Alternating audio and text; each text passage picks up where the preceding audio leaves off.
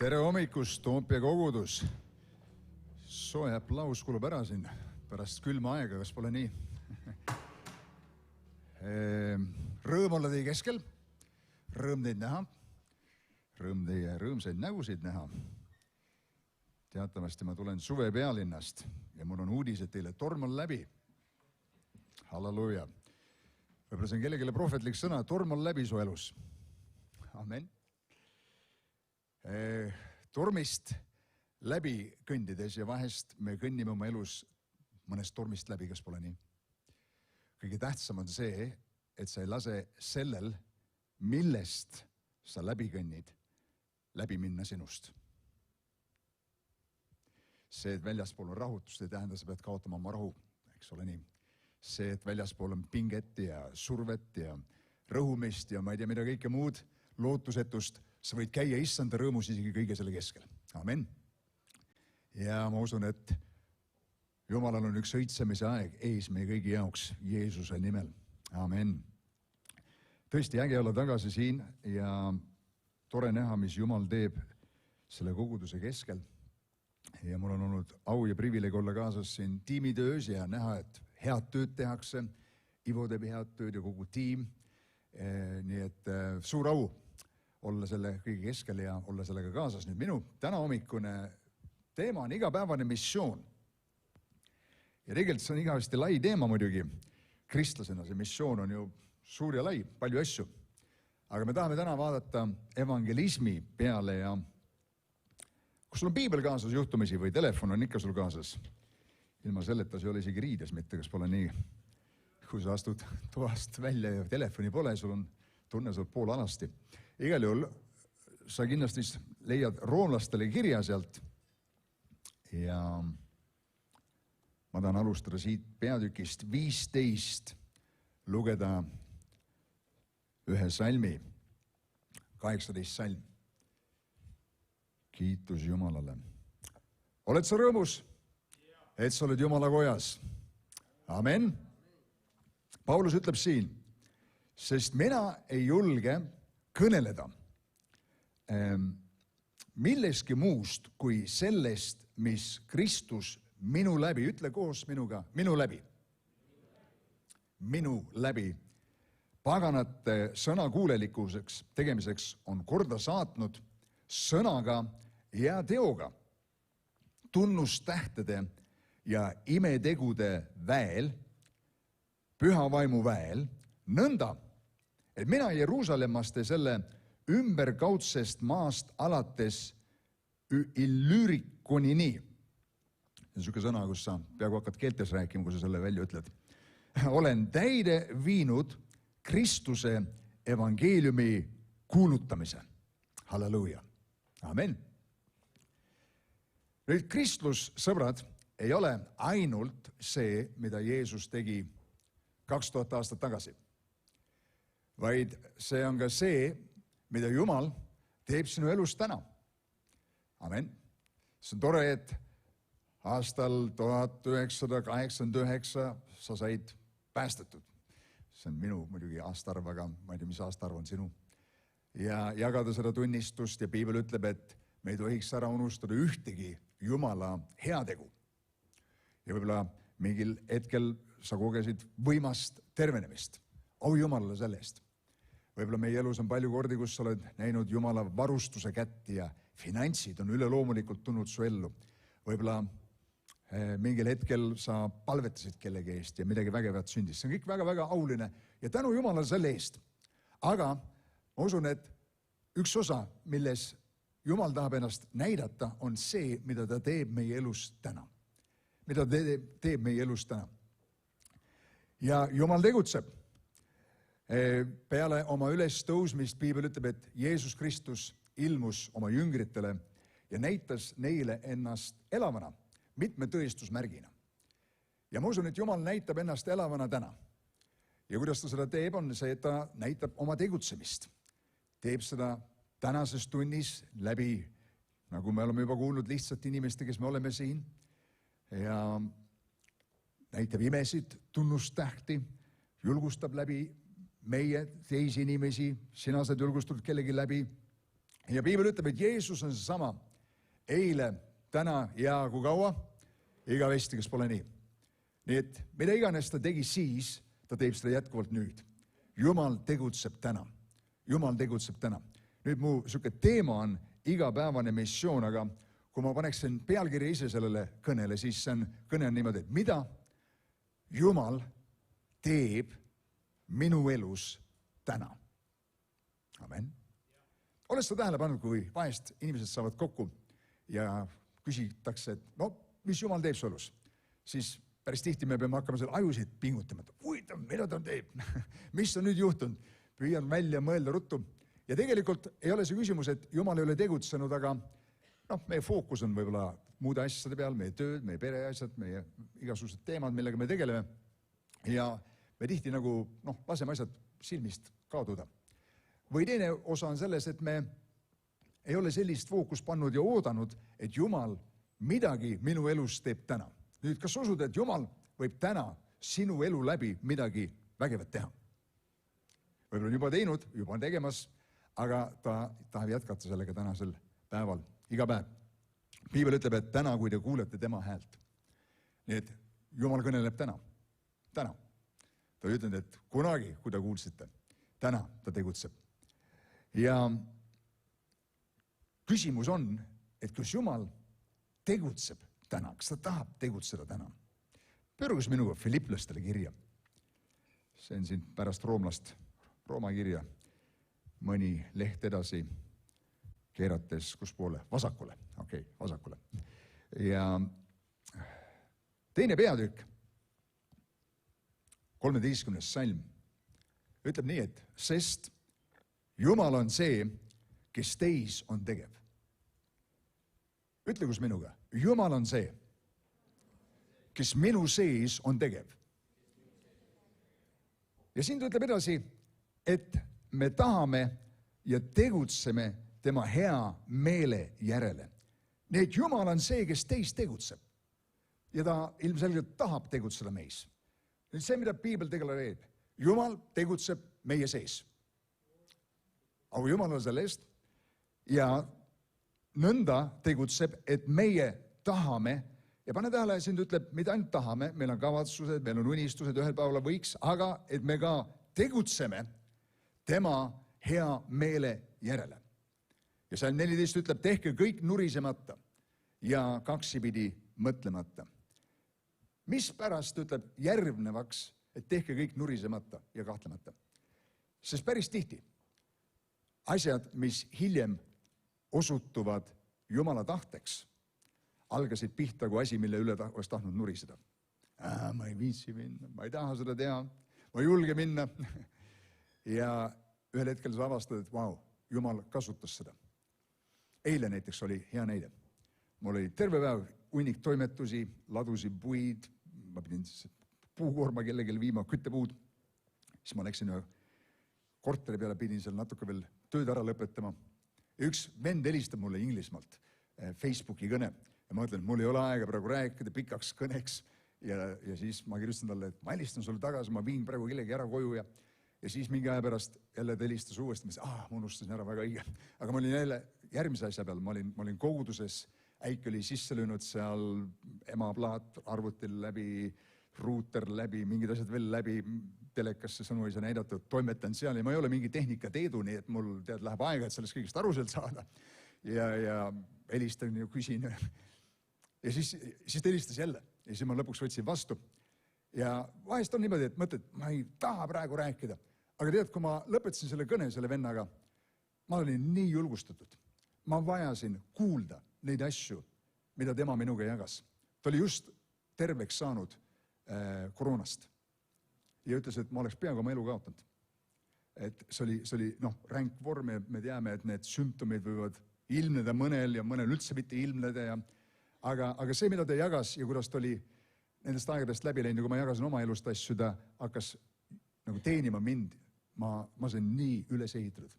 Ja ma mõtlesin, vau, see kõne, mille vastu ma nurisesin, et see, ma ei taha praegu rääkida, mul pole midagi taga rääkida, see pikk jutt, osutus millegiks, mida Jumal tahtis minu elus teha. Ja sõbrad, see on tihti meie elus samamoodi. Aastal vist kuskil 99 ma olin sellises elufaasis, kus ma pidin minema Pärnust Tallinnasse tööle. Ja ma olin terve elu põhiliselt töötanud pastorina ja vaimulikus töös ja nüüd äkitselt ma pidin mingisse ettevõttesse minema tööle. Mitmetele põhjustel me ei hakka detailidesse laskuma, aga üks suur põhjus, me tööl käime muidugi on see, et me teenime raha, eks ole. Aga ma ei tahtnud minna. Ma tõeliselt nagu sõdisin selle vastu, kuna mul ei olnud midagi CV-sse panna. Kõik, mis ma sain CV-sse panna, oli see, et ma olin pastor ja ma olin juhtinud Eesti Kristliku Meeste Teenistust. Ja eriti tol ajal sa võid arvata, kui palju mind kutsuti intervjuule. Ma ei näinud ühtegi intervjuu kutset. Lõpuks üks firma ikka kutsus ja siis ma vedasin ennast sinna kohale. Jõudsin natuke hilja kohale, siis ma ei leidnud seda ülesse. See, kes mind pidi intervjueerima, oli juba sööma läinud. Lõunale ei kõla just väga tõotavalt, eks ole, et siit võiks midagi head tulla, aga siis ta tuli tagasi vahepeal, kui ta seal söömas käis, ma ütlesin sellele poisile, kellega koos ma seal olin, et kuule, lähme minema, et ma ei tunne, et see on õige värk, et lähme minema. Ja siis me ikka pidasime vastu, vend tuli sinna, see ülemus, minu tulemine ülemus, istusime maha, ta hakkas mind küsitlema ja nii edasi. Ja siis keset seda intervjuut ütleb niimoodi, et Janno, et ma ei peaks niimoodi tegema, ma peaks kõik intervjueeritavad ära kuulama ennem, aga tead, kui sina tahad seda tööd, see töökoht on sinu. Nüüd, mida ma ei teadnud, oli see, et seal oli mees, kes otsis Jumalat ja ta luges minu CV-d ja vaatas, et mingi kutt kuskilt Pärnust paneb oma CV-sse, et ta on olnud pastor ja juhatanud vaimulikku tööd, mõtlesin, et vau, see on ikka julge vend, et ma ei olnud midagi julge, mul polnud midagi muud panna sinna. Keskkool ja vaimulik töö, eks ole, mis ma panen sinna, mul polnud ühtegi OÜ ega asja kogemust. Mul on omal ettevõttedega midagi tol ajal. Nii et, aga midagi, mida ma tegelikult kaua aega niimoodi mõtlesin, ma ei taha seda teha ja ma ei taha sinna minna ja see ei ole minu jaoks ja ma ei tunne ennast hästi ja ma ei taha üldse Pärnust ära minna. Kõik see värk osutus tegelikult Jumala tahteks. Sest selle tõttu ma sattusin sinna, seal on hunnik inimesi, vähemalt 10 inimest täna päästetud. See minu ülemus sai kristlaseks, tema vend sai kristlaseks, ülemus naine sai kristlaseks, venna naine sai kristlaseks, nende hunnik lapsi teenivad Jumalat täna ja palju inimesi nende kaudu. Nii et kes oleks võinud arvata, et midagi, mille vastus alguses nurised, osutub Jumala tahteks. Halleluuja. Nii et tehke kõik nurisemata ja kahtlemata, sest sa iial ei tea, kuidas Jumal sinu elu võib kasutada. Tehke. Jumal ei saa teha midagi, kui mina midagi ei tee.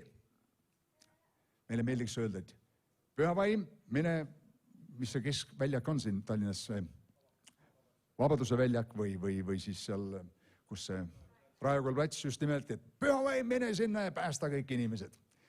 Väga tore palve, kas pole nii, aga ta läheb, kui sina lähed. Ta saab veenda inimesi, kui sina oma elust tunnistad ja Jumala sõna inimestega jagad, kas pole nii.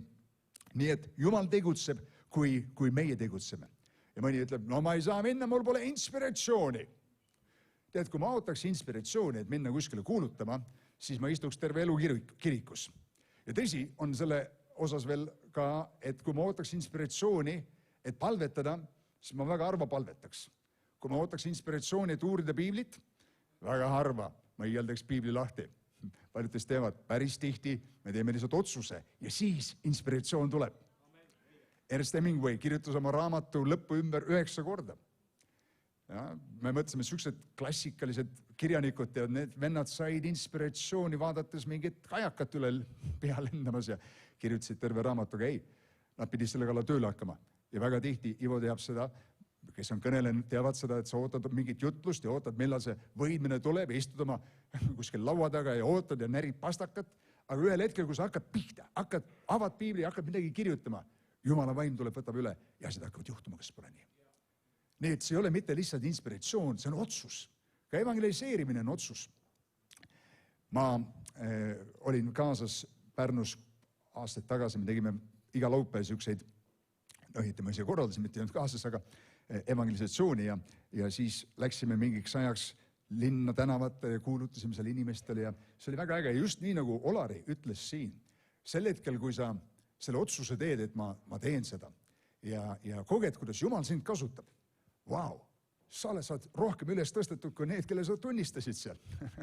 sa tunned, et sa oled millegi väärt. Jumala vaim liikus sinu läbi. Sa oled 2 meetrit kõrgem ja 5 meetrit laim lähed. Ühesõnaga, vaimulikult midagi juhtub sinuga, kas pole nii. On üks rahuldus, on üks rõõm, mis tuleb sinu sisse, mida sa iial ei tunne, kui sa ei nagu ole selles taas tekitamise protsessi sees. Kui ma ainult toitun ja ainult tarbin ja kogu aeg kuulan järjest rohkem jutlu, siis ma jõuan ühte paika, kus enam ükski vägev jutlus mind ei kõneta ja ei teeni ja ma olen kõigega harjunud. Sõbrad, püha vaim peamiselt ei tulnud selleks, et me kogeksime tema väge ja võidmist ja vaimuande siin 4 seina vahel. Ta tuli peamiselt selleks, et teha meid võimeliseks, kuulutame evangeeliumi seal väljas. Põhjus, miks sa koged seda siin ja õpid neid asju tundma, et sa teaksid, kuidas haigete peale panna käed väljaspool. Me oleme siin profeteerinud üksteisele, see on tore, väga hea. Aga tõeliselt Jumala vaim kutsub meid profeteerima inimestele, kes on väljaspool siin kirikut. Väljaspool 4 seina. Amen. Nüüd, milliseid inimesi Jumal kasutab? Okei, me juba tegelikult kuulsime sellest. Nüüd, ma ütlen ühe asja enne seda veel. Ta ütles, tehke kõik nurisemata ja kaksipidi mõtlemata, kas pole nii, või kahtlemata. Väga tihti meil on kahtlusi. Ma ütlen sulle, sa kuulsid siin Olari tunnistust. Ma olen väga tihti asjade osas, mida ma hakkan tegema ja pärast osutuvad, et see oli Jumala plaan ja Jumala tahe, hakkan pihta kahtlusega. Peetrus kahtles juba vee peal kõndides. Nüüd, ma ei tea, kui paljud teist võib-olla mõtled, et ma ei tea, kas ma ikka suudan vee peal kõndida. Aga kui sa juba kõnnid ja Jeesus on su nina ees ja seal võib kahtlus tulla su sisse, siis Jumala eest. Kahtlus on, see ei ole midagi ebatavalist. See ei tähenda seda, et asjad jäävad tegemata. Nii et me paljud kogeme neid asju. Gideon kahtles, Abraham kahtles, aga nad astusid lõpuks välja usus ja Jumal kasutas isegi kahtlejad. Keegi, kes alguses kahtles. Ja pole ime, et Piibel ütleb, et ja Paulus räägib Timotusele, et õhuta ülesse Jumala armuand, mis sinu sisse sai. Ma mõtlesin, et Jumala and töötab iseenesest kogu aeg. Aga Paulus ütles, see ei lähe käima enne, kui sa õhutad selle üles. Midagi, mis sai sulle üleloomulikul teel, ei tööta üleloomulikuses või üleloomulikult lihtsalt iga päev. Sa pead panema selle tööle, sa pead õhutama seda ülesse. See and on sinu sees. Ma ei tunne Jumala võidmist tingimata oma kodus, aga kui ma astun ülesse ja võtan mikrofoni ja hakkan teenima inimesi või tänavanurgal kellelegi räägin, ühtäkki ma kogen, et Jumala abi tuleb minu üle.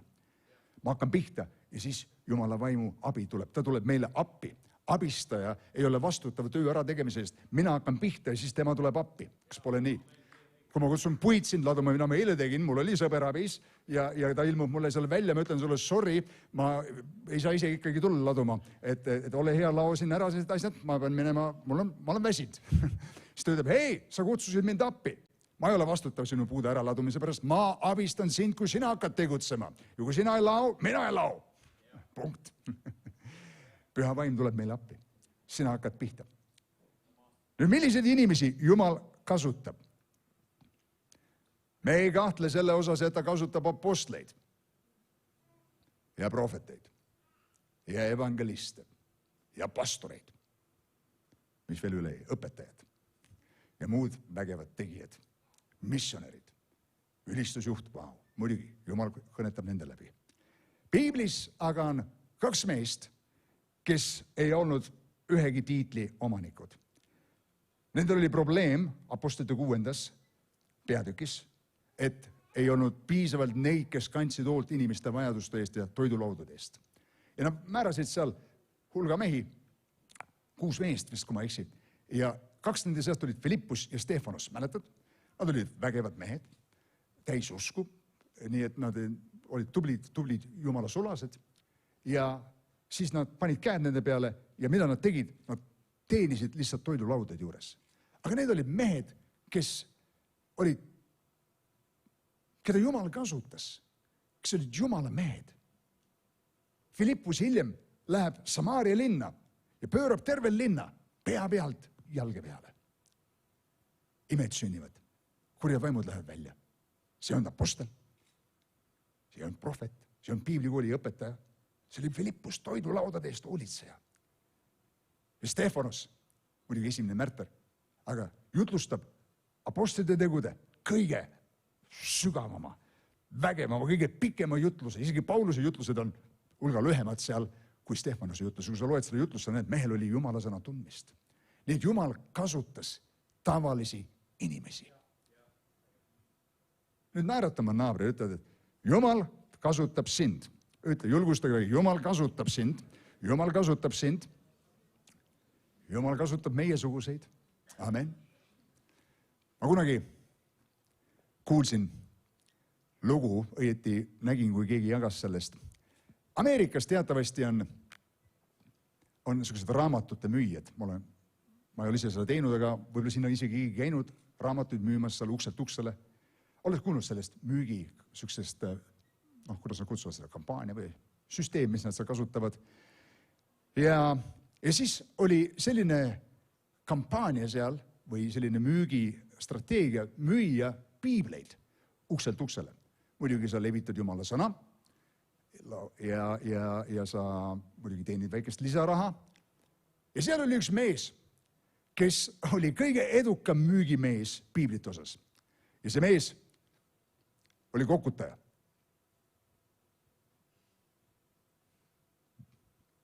Ja siis nad küsisid tema käest, mis on sinu edu saladus? Ja siis see mees ütles, ma lähen ukse taha ja koputan. Ja kui inimene tuleb uksele, ma küsin tema käest, kas te tahate osta seda piiblit või te tahate, et ma seda teile loeksin.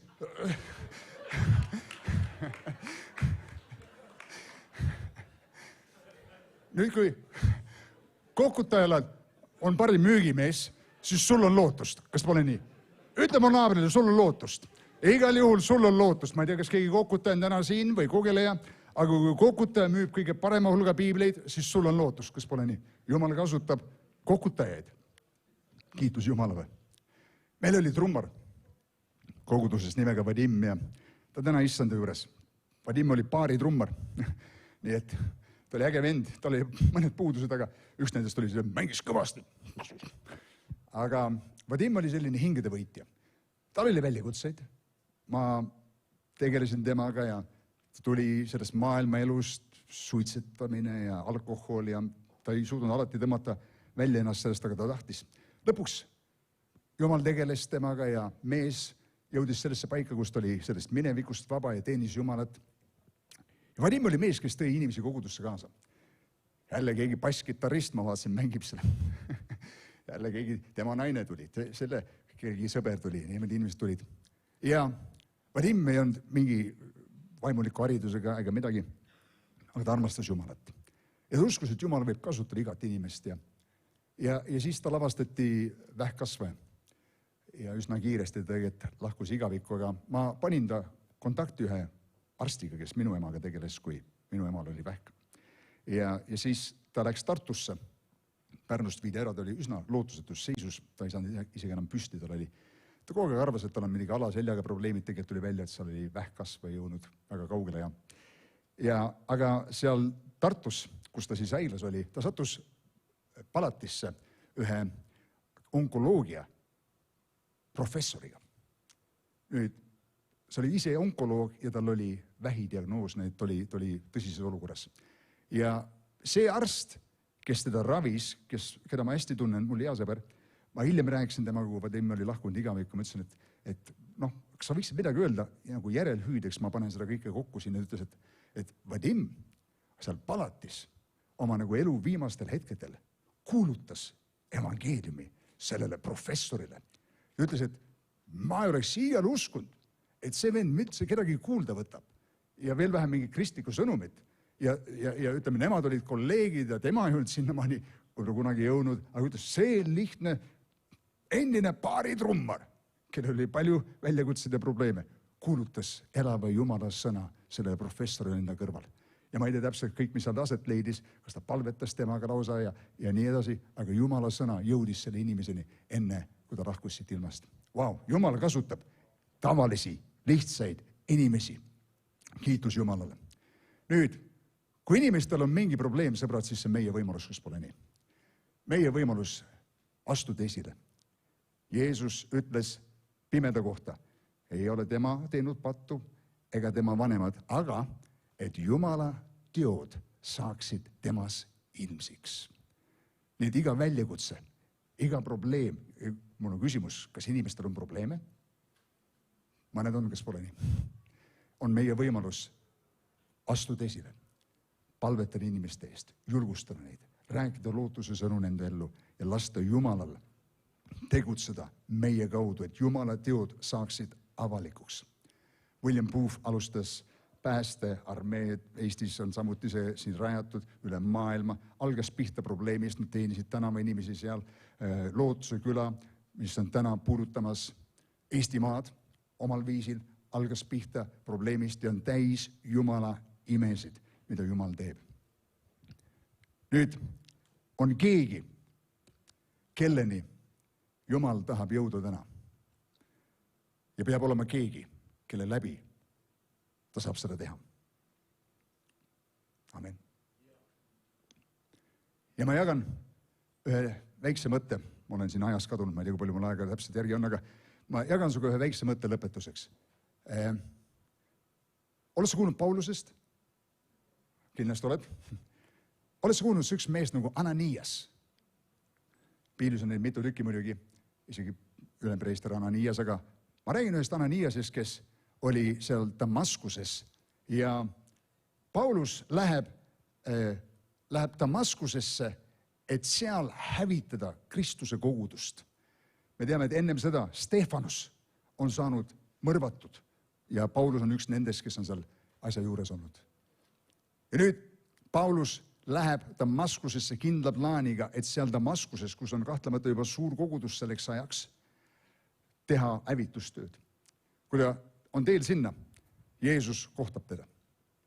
Ta ilmub talle, valgus paistab tema ümber, Paulus ja kõik mehed kukuvad maha, kus iganes seljas nad olid, hobuse seljas, eise seljas või lihtsalt kõndisid, ma ei tea. Ja Jeesus kõnetab Paulust ja tema elu saab ühe uue suuna, kas pole nii. 3 päeva hiljem ta on seal Damaskuses. Ja seal samas linnas on üks jünger. Veel kord, mitte piiskop, mitte praost või mingi muu tähtis isik. Jünger, kes ilmub ainult üks kord. Sa ei näe tema nime enam ilmumas pärast seda ega muidugi ka ennem seda. Me ei tea tast palju midagi, aga me teame, et oli Jumala vaimu lainel. Sest sellele ütles issand nägemuses, et Ananias. Ja ta ütles, ma tahan, et sa läheksid sellesse paika, sellesse uulitsesse, mis on õige nimeline uulits.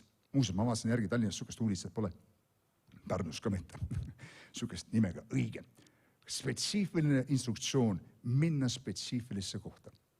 Ja see on, kui hästi Jumal teab sinu aadressi, teab, kus sa omadega oled ja mida sa vajad.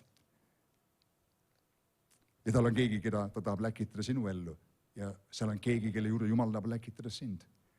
Ja Ananias teeb midagi, või ütleme, on valmis nüüd tegema midagi, mida ta tegelikult kardab.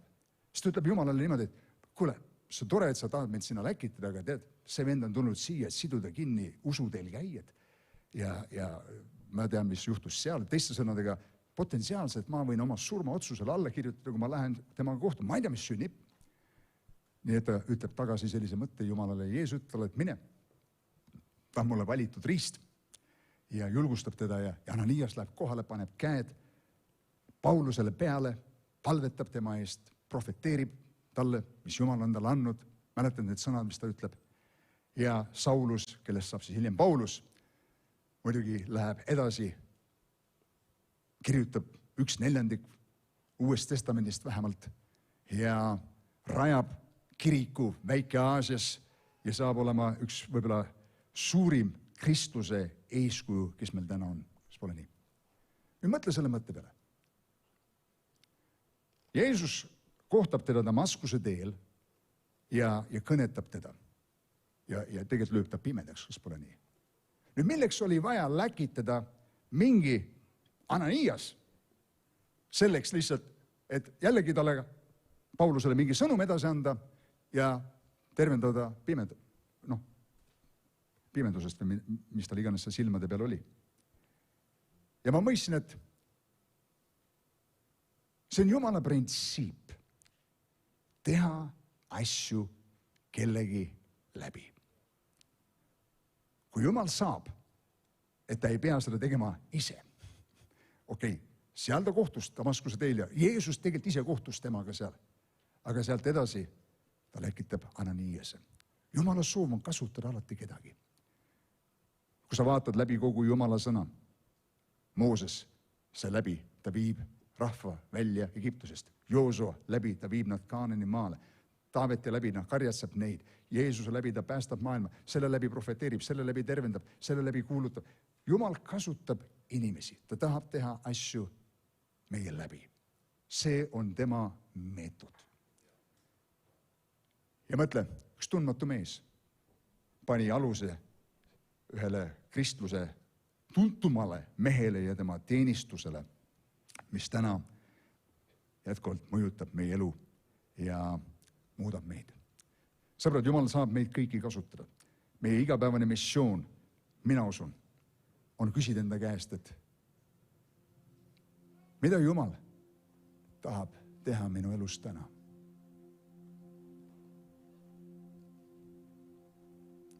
Üks poiss, kes tuli Lootuse külast meie kogudusse, väga noor kristlane, kohtas oma sõpra, tal oli diabeet. Ta ütles, ma võin selle olukorra pärast palvetada. Mulle meeldivad noored usumehed. Pani käed talle peale ja mees sai terveks. Nüüd eluajal omandatud diabeet on ikkagi väga tõsine haigus ja see nõuab tõelist imet, et isegi sellest paraneda. Ja see inimene on siiamaani, tema veresuhkur on normis. Kiitus Jumalale. See, amen.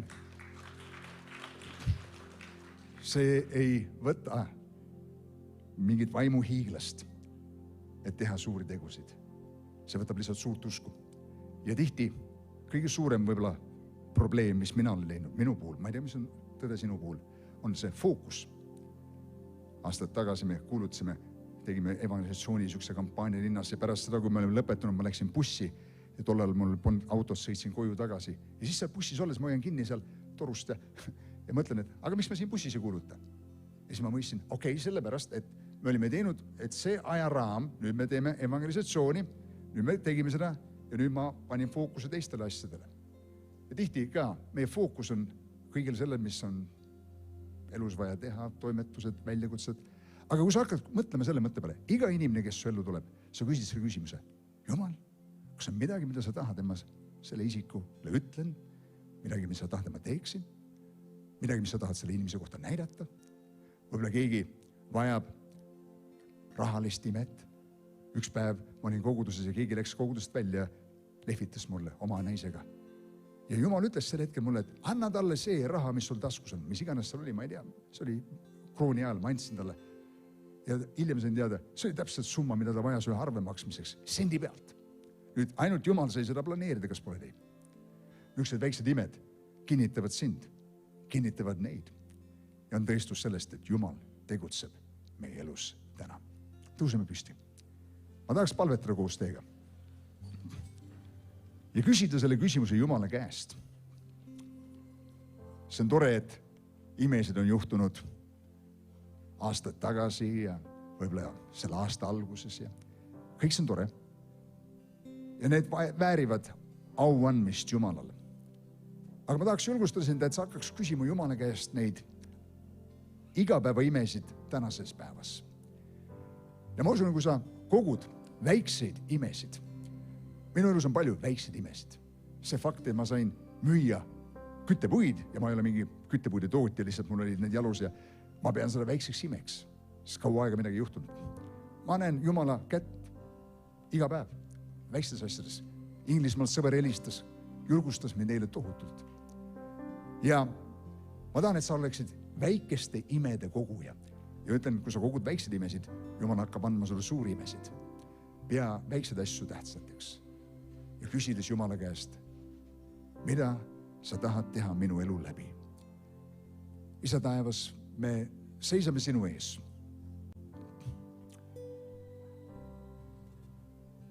Sul on plaan meie kõigi elude jaoks. Sa ütlesid, see on sina, kes sa tegutsed meis, nõnda, et me tahame ja tegutseme sinu hea meele järgi. Tehke kõik nurisemata ja kaksipidi mõtlemata. Issand, vahest asjad, mis hiljem osutuvad sinu plaaniks ja tahteks, on meie silmis alguses kui tüütus, vaev, mugavused tsoonist välja astumine. Aga Isa taevas, me palume täna oma enda elu osas, et mida Jumal sina tahad teha minu elus täna, minu elu kaudu täna. Kristus, issand, ei ole me see ainult, mida sa kunagi tegid, aga mida sa teed täna, tänasel päeval. Täna, kui te kuulete tema häält. Täna on päästepäev. Jeesus on see sama eile, täna ja igavesti. Issand, eilne päev on möödas, homne nädal süsas, kõik, mis meil on tänane päev, see on garanteeritud. Ja me täname sind, et sa tahad kasutada meid täna. Meie naabrid, meie sõbrad, meie sugulased. Võib-olla tänaval lihtsalt juhtub keegi tulema vastu. Issand, isegi keegi jalutab meie ellu, võib-olla keset tihedat töö tegemist, kus me mõtleme, et jälle siin keegi tuleb, ma tahan praegu kontsentreeruda tööle. Aga Jumal, aita meil peatuda selleks hetkeks ja küsida, et mida sina tahad? Et ma selle olukorraga teeksin, miks isik siia minu ellu hetkel astus.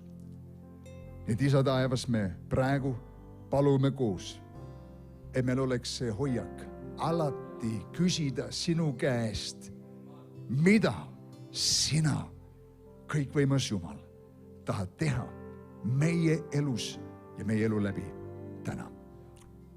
Isa, me palume seda ja me usume, et me näeme imesid oma elus iga päev, väikseid imesid iga päev. Me ei pea minema suurele krussaadile. Me ei pea mingit suuri asju tegema selleks. Väiksed asjad, üks asi teise järgi. Issand, anna meile, et me võime kõik tõusta üles ja tunnistada sinu aulistest imedest, mida sa oled teinud. Keegi sai terveks, keegi sai julgustatud, kellegile sai sõna külvatud. Tundide viisi kuulutasin evangeeliumi ja sain rõõmsaks. Tänu sulle selle eest. Issand, me täname, et sinu kogudus tõuseb. Sinu kogudus tõuseb ja sa tegutsed oma kogudusel läbi sel tunnil. Sinu tahtmine sündigu ja see ärkamine, millest sa oled rääkinud, sündigu kõigepealt meie oma endi südametes. Isa, me palume seda Jeesuse nimel. Amen.